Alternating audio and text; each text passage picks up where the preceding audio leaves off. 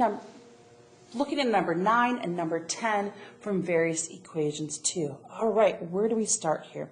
So I'm going to start when I look at this is I'm going to square both sides. As long as I do the same thing to the left and right, it keeps the equation balanced. So on the left-hand side, I'm left with x plus 5. On the right-hand side, I'm going to write the square root of x plus 1 times the square root of x plus 1. When you take the square root of x times the square root of x, and you have the exact same thing on the inside, you're left with just that item. So if I multiply the front, the square root of x times the square root of x is simply x.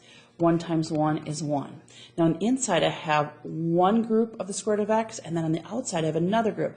So 1 square root of x plus 1 square root of x is 2 square roots of x.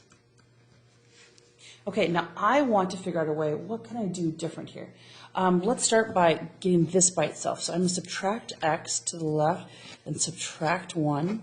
So I'm left with 2 times the square root of x equals, well, the x's cancel, and now I have 4 equals 2 square roots of x. Divide by 2, divide by 2.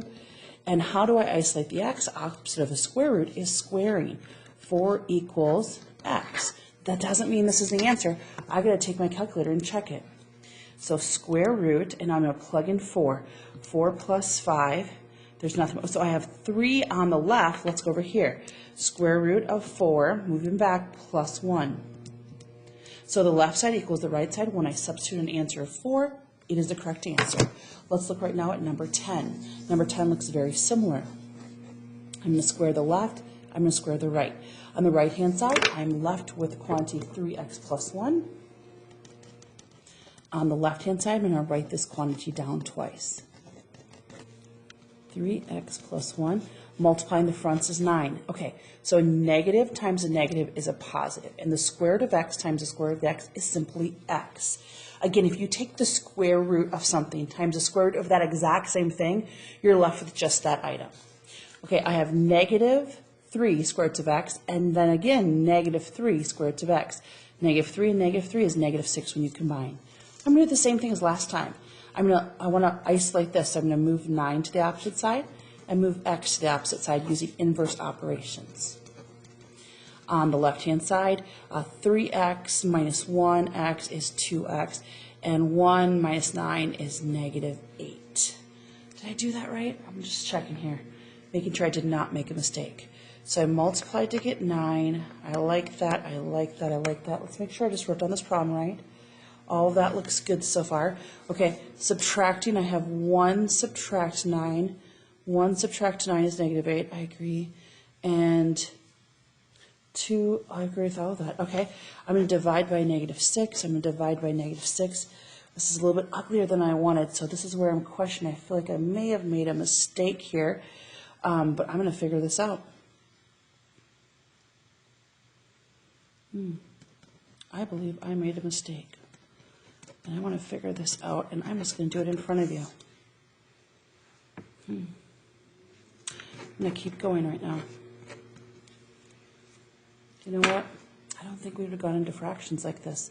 So I'm going to go back up here one more time, and I'm going to try this once more to see if the mistake was made. If this mistake was not made.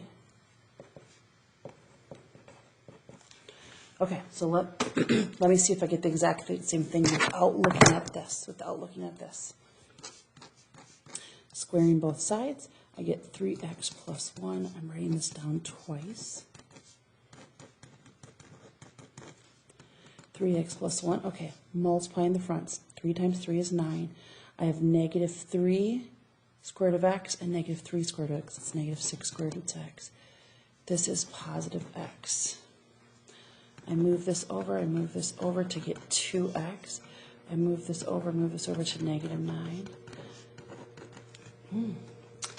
Oh, I know what I'm going to do differently. Okay, at this point, I've got this. So this is the exact same area right here. You can see we are at the exact same part. And I'm thinking, at this point in your math career, they're not going to have you work with these ugly fractions yet. I have an alternative way. Although this isn't wrong, but this looks a lot more complicated than what we need to do. So what we can do at this point, our whole goal is to solve for x, is I'm going to square both the left and the right-hand side. So when I square this, I'm going to write this down twice. 2x minus 8 times 2x minus 8 equals negative 6 times the square root of x times negative 6 times the square root of x. Now on the left-hand side, 2 times 2 is 4, x squared. And then on the right, or the last part, would be positive 64. Negative 16 and negative 16 is negative 32x. So I foiled the left-hand side. What do I do over here? Negative 6 times negative 6 is a positive 36, and the square root of x times the square root of x is simply x. I'm going to move the 36 to the opposite side. And this is looking much better. Although this wasn't wrong, this is looking much better than working with these ugly fractions. Okay, so 0 equals, so I have 4x squared. Now negative 32 and negative 36 is going to be 68, negative 68 plus 64. All right, those look like some ugly numbers. I want to see if 68 is divisible by 4. It is, and I know 64 is divisible by 4, so I'm going to start by dividing by a 4. 1x squared, 68 divided by 4 is 17. 64 divided by 4 is 16. When I divide by 4, I'm left with just 0 on the right-hand side. So now I have 1x squared minus 17x plus 16 equals 0. Is this factorable? 1 times 16 is 16.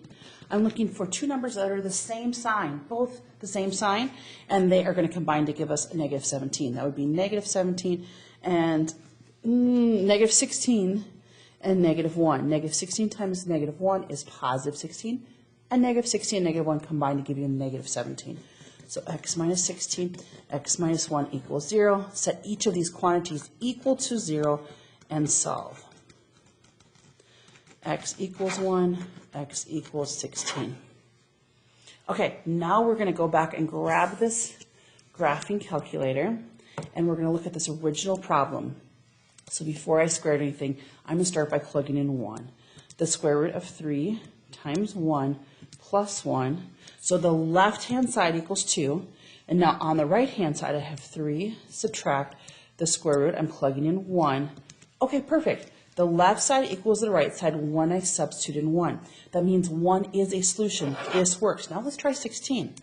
The square root of 3 times 16 plus 1. This is the left side. And 3 subtract the square root of 16.